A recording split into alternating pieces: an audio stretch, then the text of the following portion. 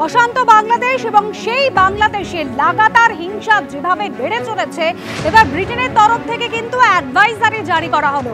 বেশ কিছু স্পর্শকাতর এলাকা, সেই সমস্ত এলাকা কিন্তু এড়িয়ে চলতে বলা হয়েছে। এমনকি ব্রিটিশদের প্রয়োজন ছাড়া বাংলাদেশে যেতে নিষেধ করলো অ্যাডভাইজারি জারি করা হয়েছে গ্রেট ব্রিটেনের বিদেশ মন্ত্রকের তরফ থেকে। বিএসএফ এর প্রাক্তন আইজি সমীর মিত্র রয়েছেন আমাদের সঙ্গে। সমীর দা, ভারতের বন্ধু গ্রেট ব্রিটেন, তারা যখন এই ধরনের অ্যাডভাইজারি জারি করছে, তাতে তো এটাই প্রমাণিত হচ্ছে সমীর দা যে বাংলাদেশি সত্যি আর গণতন্ত্র, প্রজাতন্ত্র বলে কিচ্ছু অবশিষ্ট নেই।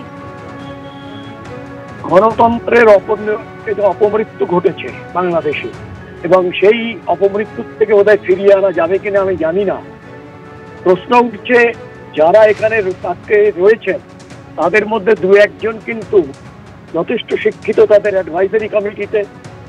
আমাদের যিনি ইউনুস, বাংলাদেশের এখন মুখ্য অধিকর্তা, তিনি তো অত্যন্ত পণ্ডিত লোক। তিনি শান্তির জন্য তাকে দিয়েছে নোবেল কমিটি, তাকে নোবেল পুরস্কার দিয়ে সম্মানিত করেছে। আর আজকে কি তাইনি সেইটা দিচ্ছেন?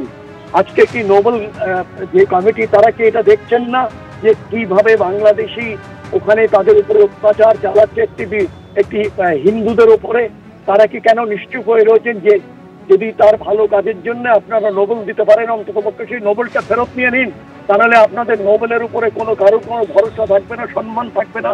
তারা কেউ এর উপরে কোনো সম্মান থাকবে না। সেই জন্য আমি বলছি যে আজকে যেটা হচ্ছে বাংলাদেশে, এটা কিন্তু আমাদের যারা রয়েছি, আমাদেরও একটা দায়িত্ব আছে। কারণ বাংলাদেশ আমাদের সঙ্গে জড়িত। তার বর্ডারটা এই যে ৪,১৫১ কিলোমিটার বর্ডার এবং জলপথ, সেখানে যথেষ্ট সময় রয়েছে, যে সম্ভাবনা রয়েছে যে তারা যেসব গুন্ডা কিংবা যাদের ট্রেনিং দেওয়া রয়েছে অতীত থেকে, যে ভারতবর্ষ যে সেখানে তাদের বিরুদ্ধে অ্যাকশন করো, যেমন আমরা খাগড়াগড়ে দেখেছি, পরবর্তীকালে বেশ কয়েক জায়গা থেকে আমরা দেখতে পেয়েছি। আমাদের কিন্তু দায়িত্ব অনেক বেড়ে গেল। আমার কথা হচ্ছে যে আমাদের সরকার যেখানে রয়েছেন, তারা অন্তত এই ব্যাপারটা আরো বেশি সিরিয়াসলি এবং সিরিয়াসলি নিন।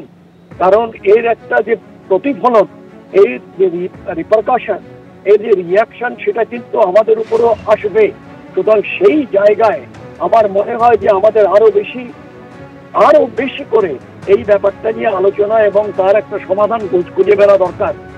আমরা কালকে অ্যাসিস্ট্যান্ট কমিশন আগরতলায় ডেকে পাঠানো হয়েছিল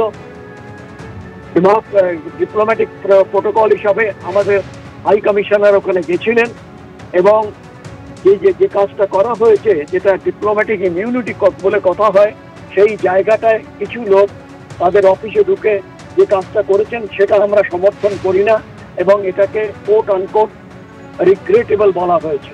কিন্তু আজকে যেটা হচ্ছে, আজকে আর্মি ওখানে দাঁড়িয়ে রয়েছে, পুলিশ ওখানে দাঁড়িয়ে রয়েছে, কিন্তু তা সত্ত্বেও তারা যে টার্গেটেড যে হাউসগুলো, বিশেষ করে হিন্দুদের যারা ব্যবসায়ী, যারা ধনী, যারা এর বিরুদ্ধে কোনো কিছু প্রতিবাদ করেছে, তাদের প্রত্যেককে মারা হচ্ছে।